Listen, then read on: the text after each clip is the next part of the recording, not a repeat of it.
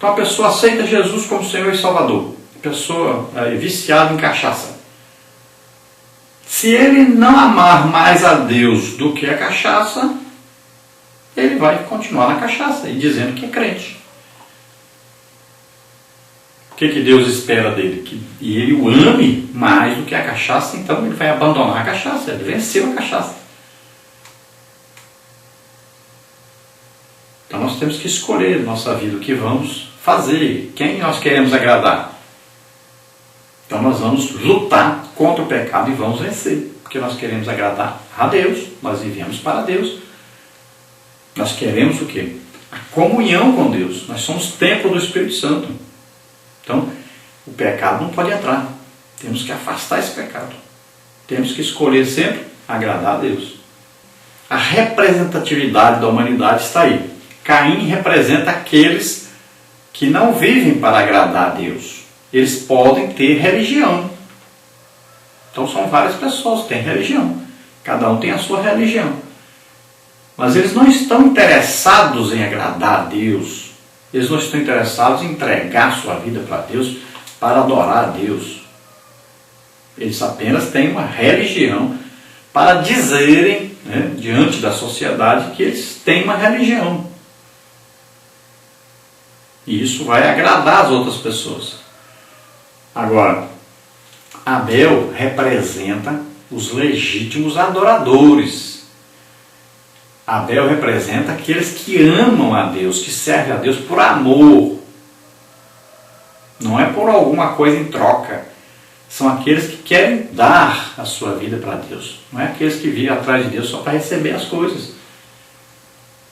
Então Abel representa aqueles que realmente são salvos, aqueles que realmente têm amor por Deus, aqueles que querem realmente servir a Deus, aqueles que entregam realmente suas vidas a Deus totalmente. Então são os íntimos de Deus. Abel representa esses. São aqueles que a Bíblia diz que estão em Cristo. Tópico 2 então agora, Abel, o primeiro mártir. Abel foi o primeiro pastor de ovelhas, o primeiro a oferecer sacrifício de animais no culto a Deus. Foi o primeiro homem justo e também o primeiro mártir. Sua morte foi a primeira em consequência do pecado dos seus pais. O primeiro homem a ser morto por seu próprio irmão. Ele foi o primeiro a entrar para a galeria dos mártires por causa de sua fé e também o primeiro a ter seu nome registrado na galeria dos heróis da fé, em Hebreus 11:4. Jesus foi morto por inveja, porque ele bem sabia que por inveja os principais dos sacerdotes o tinham entregado. Marcos 15:10. Da mesma forma que Jesus, Abel foi morto por inveja. Seu irmão ficou irado pelo fato de Deus ter aceitado a oferta de Abel. Tomado de ódio, assassinou friamente seu irmão, sem lhe dar chance de defesa. Hoje seu crime seria considerado homicídio qualificado com dolo por motivo torpe. Então, além de Abel ser o primeiro nisso tudo aí, a coisa mais interessante que eu acho é que Abel foi o primeiro a morrer e ir para Deus. O maior desejo que ele tinha era de ofertar a Deus, oferecer a Deus o que ele tinha de mais importante, ou seja, sua própria vida. E é isso que foi feito. A pessoa pergunta, por que Deus permitiu que Abel morresse? É coisa incrível isso. Porque as pessoas supervalorizam suas vidas humanas, suas vidas aqui na terra. A pessoa se esquece que o mais importante é estar com Deus. Qual era o maior desejo de Abel? Era exatamente estar com Deus, era agradar a Deus. Para onde foi? Para lá. Ele recebeu, foi um prêmio. Às vezes a pessoa olha, humanamente falando, ele fala, não, recebeu foi uma maldição, ele morreu. A pessoa se esquece que quando um justo morre, Deus tem prazer nisso, Deus quer recebê-lo. A pessoa vai para o céu, ficar com Deus é muito melhor do que ficar na terra. Então, temos que ter noção das coisas direitinho, olhar as coisas espiritualmente. Então, Abel recebeu o maior prêmio. Olha só que coisa maravilhosa. Ele queria estar com Deus e foi estar com Deus para sempre, pronto. Não existe coisa melhor do que essa. Agora nós vemos por que Caim matou o seu irmão. Por inveja. Deus aceitou o sacrifício de Abel, se agradou do sacrifício que Abel prestou, da adoração de Abel. Deus se agradou da fé de Abel. E isso desagradou a Caim. O que Caim tinha que fazer? Caim tinha que pedir perdão a Deus por ter matado seu irmão. E Caim tinha que passar agora a ser um adorador. Ele tinha que ver, olha, o que agradou a Deus? O Abel foi lá, pegou o melhor que ele tinha e ofereceu a Deus. Ele teve fé. Então eu vou perguntar para Deus o que eu devo fazer, como eu devo ser, e eu vou fazer isso para agradar a Deus daqui para frente. É isso que ele tinha que fazer. Mas não. Ele ficou preocupado em ser morto. Ele não estava preocupado em se arrepender, em mudar de atitude, nada disso. Ele queria resguardar a sua vida. Veja só, não é assim que as pessoas estão fazendo? Está preocupado com sua vida na terra. Só isso. Está preocupado em ter, em possuir. E não em se arrepender dos seus pecados, em agradar a Deus, em fazer aquilo que agrada a Deus, fazer a obra de Deus. Não, a pessoa só está preocupada com coisas materiais. Então Caim comete o quê? Um homicídio. Ele mata o seu irmão. A Bíblia não entra em detalhes. Alguns acreditam que ele cortou o pescoço de Abel. Outros acreditam que ele bateu com um pau na cabeça do Abel. Ninguém sabe, a Bíblia não afirma nada disso. O fato é que ele matou seu irmão porque teve inveja do seu irmão. E muito provavelmente ele viu que a partir dali ele seria menor do que o seu irmão. A partir dali ele não seria mais a autoridade máxima depois de Adão e Eva. Muito provavelmente ele então tirou o empecilho, que Abel passou a ser para ele. O que me atrapalha ser maior? O que me atrapalha dominar sobre todos? O Abel. Porque as pessoas vão dizer, Deus se agradou do sacrifício de Abel, Deus gosta mais de Abel do que de você. Então isso causou inveja, isso causou um ódio nele. E ele disse, eu vou tirar do meio aquilo que me atrapalha. Então ele matou o seu irmão.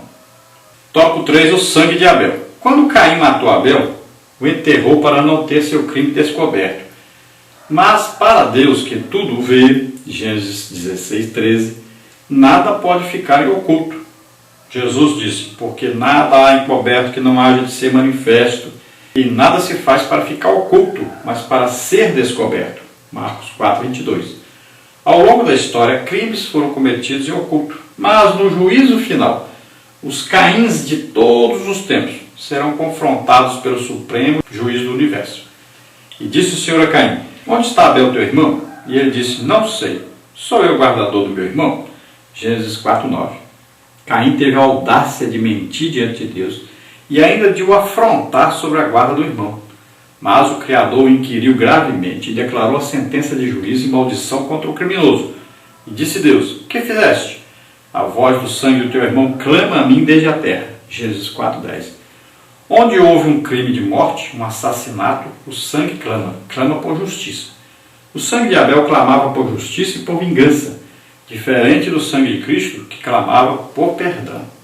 Então se acredita que Caim matou Abel e para esconder o seu crime, então se acredita que ele tenha enterrado debaixo da terra o Abel. Mas acontece que o local onde ele matou seu irmão, caiu sangue ali, foi derramado sangue. Então não tinha o corpo, mas tinha o sangue. E quando Deus chega então para Abel, pergunta pelo seu irmão, então Deus está querendo fazer o quê? Deus está querendo fazer Caim chegar ao arrependimento, a uma mudança de atitude daí para frente. Não era o desejo de Deus matar Caim. Veja bem, O certo seria uma vida por uma vida. Matou, então você morre. E era assim o tratamento antigo, né? Era assim que deveria ser. Então, a condenação viria. Mas Deus vem com amor, com misericórdia. Ele não matou Adão e Eva, também não iria matar Caim. Então ele vem com amor, com misericórdia, tentando levar Caim ao arrependimento, tentando levar Caim a uma mudança de atitude, a ele aprender com o exemplo do seu irmão, a ele ver o que agradou a Deus e fazer a mesma coisa. É isso que ele vem fazer. Mas como ele é tratado? Então Caim, além de mentir, dizendo para Deus que não sabia onde é que estava o irmão, ele ainda trata mal a Deus. E eu sou lá guardador do meu irmão. Olha só a atitude dele, de rebeldia. Ou seja, era o caráter perverso de Caim. Era um caráter maligno.